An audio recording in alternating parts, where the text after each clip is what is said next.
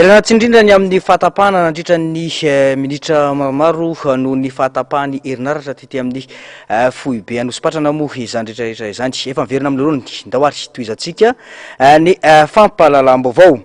Ho an'ny vaovao avetsy amin'ny Anosizato antsinanana faharoa dia maro ireo fianakaviana no ny safidy ny toetra ao anatin'ny tokantrano izay misy azy na dia eo aza ny fampidondrano amin'izao fotoana izao. Raha ho an'ity fokontany ity izao dia manodidina ny 80 tafo ireo fianakaviana tsy niala tao amin'ny trano fonenany fa niaritra ny tondradrano.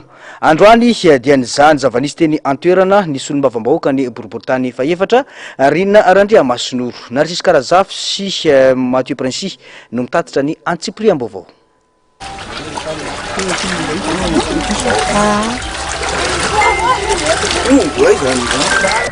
Isaky mifavaratra. Ohatrany zao foa zay isaky mifavaratra mbola ambony noho zao io. Tsisy fa zareo zany tena voalohany tonga tety aminay.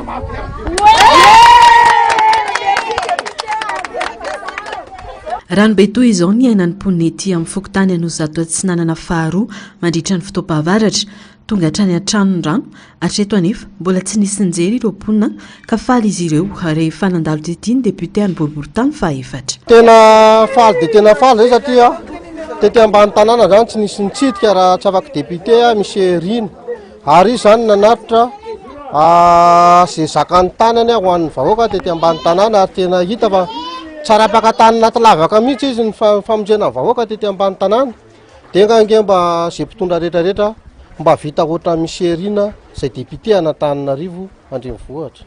Tsy misy lalana ivoahana ny rano ka izay no mampiangona ny rano ety tsy maintsy mitady toerana ambony atoriana amin'ny alina raha ny fanazavan'ireo mponina. Enjana be tena enjana fa ahoana ny tena mahatonga ny rano ohatr'izao dia ahoana ny fahatoriana amin'izao. Fatoriana dia izay olona mba miakatrany amin'izao bavinay dia izao nefa ny anaty zaza marefirefy kely ty dia tsy maintsy mitady ambony izy hoe fipily menjery amin'ny lalana io. Sady ahoana ny rano ahoana ny tongotra milona rano ina zany tena mahatonga le olana. Tsisy lalana ivoahany le rano dia raha mba manao fitarenana any amin'ny fokotany zay tsisy vaolana any amin'ny fokotany mihitsy fa mba olona any ambany any zao manaova olana mamaky an'iny tameny iny mandraraka an'le rano any amin'ny canal any. Ianareo ty manko tena sarotra. Ity zany na hitondrana motopompe ery tsy hita hoe ho arina izy. Tsy afaka hoe arina izy dia izao. Okey. Zay tena sady Ohatr'izao foana zany na resaka fahavaratra ohatr'izao foana. Netana moa dia efa tampy tena trop dia efa tsy vita intsony satria ny anahy ito marefy dia tsy maintsy hoe mibataina aloha fandriana dia ndao aloha an'izay ambony indrina. Tsy maintsy mivoaka miasa sy mitady sakafo hoanina ho hiatrany ireo mponina manoloana ny ranobe dia mangataka ny savana ny lakan-drano andehana ny rano izy ireo izay vahaolana hitan'izy ireo fa hampiainan-drano hatreto anefa fandrefesana lalana no nataon'ny komuna Antananarivo renivohitra ary taorian'izay dia tsy nisy toy intsony hoy ny fanamafisana. Tena tsy maintsy mivoaka fa tsisy hohanina ny tongotra efa masaka sasatsy marary kibo zay le izy eny vao manao akanjo dia za zao ary raha anjanako ary tokony atao tamin'ity dia najanona amin'le rano zay isa-taona zay dia zao foana fa misy fanentanana fa le olona mafilo le olona za zo mihitsy ny tena miteny hoe tsy aty fako ny Rina dia lazay mifampiseho milay dia tsy hitako intsony izay tenenina tompo. Makasitsaka ny député zay manjery anay tety député no nitanay tety amin'ny CNS za moa tena poniny eto amin'ity toranty mihitsy tabony ety fa misaotra betsaka ny député no tsonjanay name fanampiananay tety. Nosafidiana manokana ny trabona nijanona ao an-trano noho ny solombavambahoaka Rina Randriamasinoro satria ireo eny amin'ny trano fandraisana trabona efa iandreketany be ny GRC. Fa be dia be amin'ny trabona koa nefa tsy miala eo anivon'ny tokantrano satria eo ny resaka question insécurité raha vao ilozana le tanàna dia very le fananana ao anatiny. Lafiny iray zay lafiny faharoa manana zazakely kory zareo tsy afaka andeha hipita an'le rano satria riska ho an'zareo le izy dia ny safidy manokana zany zay amin'ny alalan'ny antokotiky Madagasikara hoe aloha antsika reny olona zay tena ao anaty fahasahiranana tanteraka miaina ao anaty rano tsy afaka mivoaka ary tsy afaka manantona ny site reny no ezahantsika hitondrana fanampiana androany dia izay no antom-pisinay nanateraka izao fidina ny fotony izao androany. Tsy misy afa-tsy ny fanatanterahana ny kanal C3 ihany vahaolana andritranandrano eny amin'ny faritra Iva efa misy araka izany fifanantonana eo amin'ny solomavambahoaka sy ny lehiben'ny distrika itadiavana vahaolana raha ny fanazavana trano. Solution aloha zany efa io canal C3 io ary io ny mbola anetanana ny tompona andraikitra zany anaramaso akaiky ny fanaovana azy satria raha ny tokony ho izy tety andro tokony hoe any amin'ny volana juin ihany ny fahavitan'le izy izay tokony hoe programme amin'ny alalan'ny produire hoe anala ny rano ety amin'ny faritra Iva mihitsy satria ny problème ety inge problème na canal tsy tonga any amin'ny tokony andehanana ny rano eo ny trano izay miorina tsy ara-dalàna eo ny fako efa mataona maro tsisy nanao curage dia izay ny tena olana mampisy an'izay rano izay eo moa ny resaka romblé dia efa mijery izay sy ny eo anivon'ny distrika hoe tsy mety jerena akaika mba ahafahana manala ao anatin'ny fahasahiranana ao anatin'ny rano izay fa ny tena zava-dehibe dia ny fahavitan'le canal C3 satria iny daholo mitroka ny rano ety. Fianakaviana manodidina ny 20 tafo no nisitraka fanampiana avy amin'ny antokotiko i Madagasikara tamin'ny alalan'ny solombavam-bahoaka Rina Randriamasinoro androany dia tia nozato atsinanana faharoa. Vao makasika ny toetry ny andro kosa indray vinavinaina iditra antanety eo anelanelan'ny Ambatosy fitovinany ny alarobia fa 1 volana febroary izao i zezany araka ny fampafantarana nataony tompony andraikitra misahana ny famantarana ny toetry ny andro na ny météo. Ity no rivo-doza fahafolo ho an'ny taona rivo-doza 2024 sy 2024 izay mitovitovy amafiny rivo-doza Giovana tamin'ny taona 2010 sy 2020. Nisy ny fivirina nampitandavitra ny arahan'ireo tompony andraikitra teknika eo anivon'ny Bureau National misahana ny loza sy ny tandinin-doza BNGRC sy ireo tompony andraikitra avy eo anivon'ny FOB famantarana ny toetry ny andro omaly. Fivirina natao ny fampizarana ny vinavina mahakasika ity rivo-doza vaovao mety ho avy ity ahafahana mandray ireo fepetra fiomanana mialosa ady. Nanapa-kevitra manoloana izany ny teo anivon'ny BNGRC ny andefa ireo sakafo sy fitaovana toy ny vedette miisa 2 sy Zodiac miisa iray rampitso sabotso avy izao any amin'ny faritra Antsinanana any fitovinany sy Vatovavy izay efa misy prépositionnement vonina ao amin'ny hub logistique humanitaire. Ankoatrio tsy mitsambitombo ireo traboina vokatry ny fandalovany rivo-doza fity raha ny taremarika ofisialy ny androny Zoma. Tato anatin'ny 420 rafarany efa mananika ny 770 sy 209 alina ireo traboina raha mbola 770 sy 807 alina izany omaly maraina izany hoe misy traboina eo amin'ny 370 sy 300 fanampiny. Ny ampy an'ny manory ihany koa ny distrika voakasika tamin'izany. Ny tombo manaraka izany ihany koa ireo olona tsy mitsaha findratoerana izay efa tafakatra 370 sy 500 sy 300 mijanona 20 ireo namoiny any ary 7 naratra raha nitatitra ny voaka io maraina io. Tontolo ny fitaterana kosa indray ny korontana ny andavanandro ny ponina tety Anosipatrana no ny olany zotra 730 amzato na ny 138 manoloana ny ranobe mangeny eny eo ilan'ny vato. Zotra 138 mampifandray Anosizato Anosipatrana Analakely. Lavareny ny filarana naharitra ora maro vao nahazotra ny olany lahatra tamin'ireo toeram-piatsona ny taxi be ny antsiprian'izay.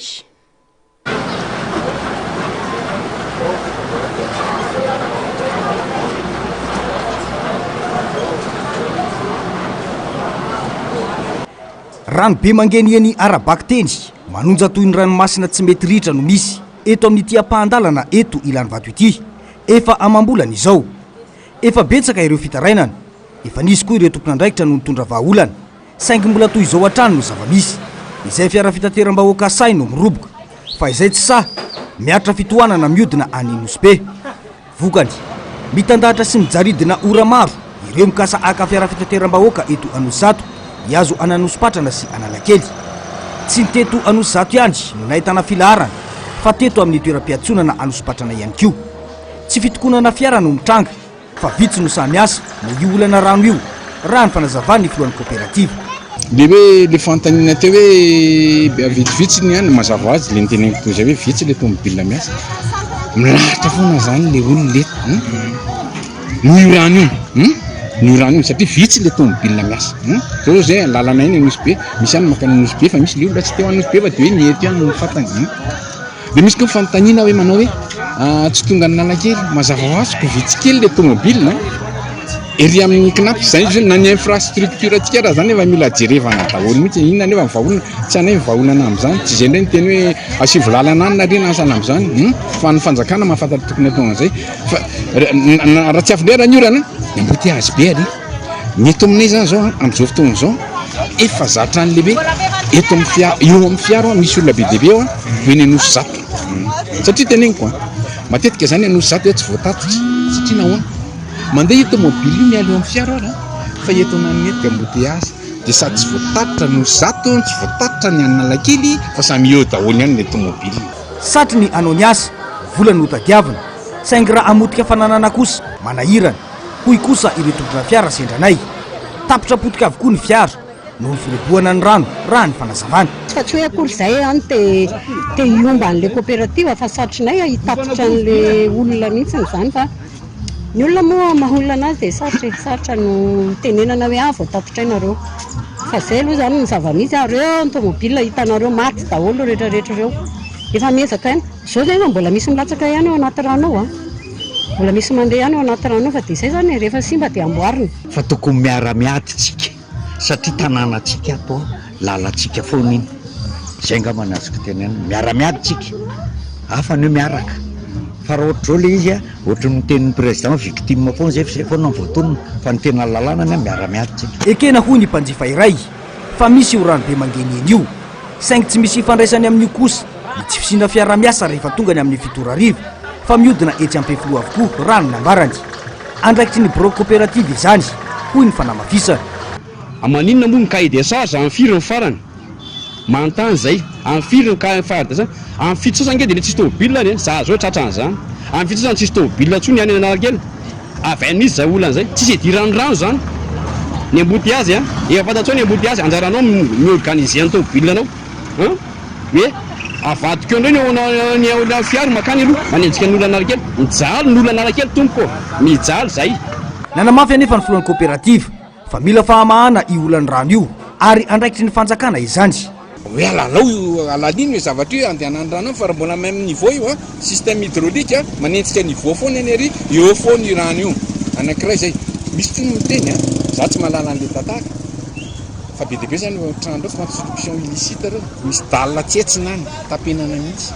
zay le izy misy milaza amiko ohatra ty amin'ny police ty misy dalina nitsetsena zany fa tsy fantako zay finy tsy manana ao amin'ny commune mahafantatra resaka misy mpanao urbanisme mahita ny ray zavatra zay hoe aiza tokoa le misy an'le dalina izy ny trano tsy ara-dalàna ny orneto fa ifan'ny fanjakana manano asakasakizina mety hoe de construire an'le trano tsy mitombona fa zay le fa raha nyresaky mipahay tantara io trano mangamanga io hoe zafaty mialatsiny am'izay tompony fa zay daholo ny tonga de apodikefina io trano mangamanga io président tokony izy ara-trano ny orona raha ny fanazavana dia ho tahaka izao foana no zavatra ianan'ireo vahoaka mpanjifa n'ireo fiara fitateram-bahoaka izay miazo ananosopatrana ho an'ny analakely raha tsy misy vaolana ny rano raha tsy ahivina ihany koa dia efa nisy ny fitokonana nataon'ireo mpitaty manoloana ity olana ity herinandro vitsy lasa izay saingy ny eo ihany no eo hatramin'ny androany andrasana ny toyny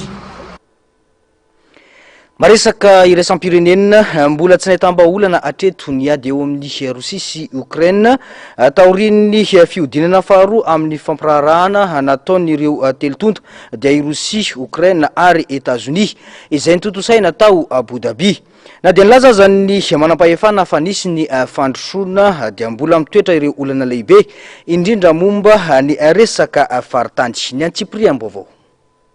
Ny farana tsy nisy fanarahana vita ny fiodinana faharoa amin'ny fifampirarahana nataon'ny telotota dia i Rosia, Ukraine ary États-Unis izay natao tao Abu Dhabi. Araky ny filazana manam-pahefana Ukrainiana, nananjanja sy namokatra andinika nifantoka tamin'ireo fepetra azo tanterahina sy ireo vahaolana azo ampiarina ho fampitsarana ny ady. Na izany aza tsy nisy atsipirian'ny voaka momba ny loha hevitra ny dinihina.